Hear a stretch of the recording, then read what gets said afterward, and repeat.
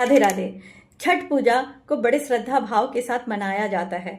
आज भारत में ही नहीं, विदेशों में भी छठ पूजा बड़े आस्था और श्रद्धा के साथ मनाया जाता है।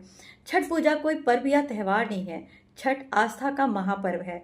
छठ पूजा में हम भगवान सूर्य की आराधना करते हैं, डूबते सूरज की भी पूजा करते हैं और उगते सूरज की भी पूजा की जाती है। छठ पूजा में हम भगवान सूर्य के साथ साथ छठी मैया की आराधना करते हैं, छठी मैया का जयकारा लगाते हैं, बोलो छठी मैया की जय।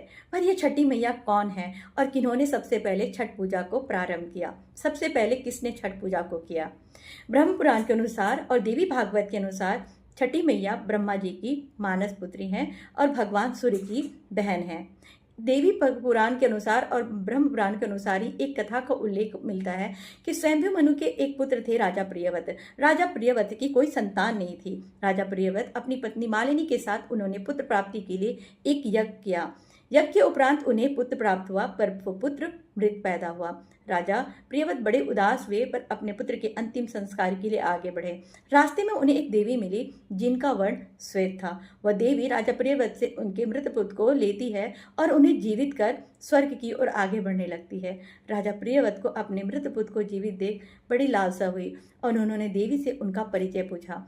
तो देवी ने कहा, मैं प्रजापति ब्रह्मा की मानस पुत्री हूँ, भगवान सूर्य की मैं बहन हूँ, मैं प्रकृति की छठा स्वरूपा हूँ, इसलिए लोग मुझे षष्ठी देवी भी कहते हैं। मैं भगवान कार्तिकेय की पत्नी देवसेना हूँ, इसलिए लोग मुझे स्कंद माता भी कहते हैं। मैं संतान की देवी हूँ। तो राजा को बड़ी अभिलाषा हुई और उन्होंने उनसे विनती और आराधना की कि हे देवी, आप मुझे मेरा पुत्र लौटा दीजिए।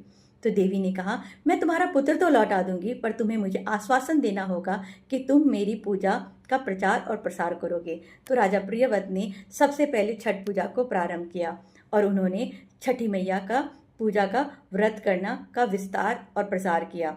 आगे चलकर माता सीता ने भी छठ पूजा को किया, जिसका उल्लेख आपको वाल्मीकि रामायण में मिलता है। माता द्रौपदी ने भी छठ पूजा को किया, जिसका उल्लेख आपको महाभारत में मिलता है।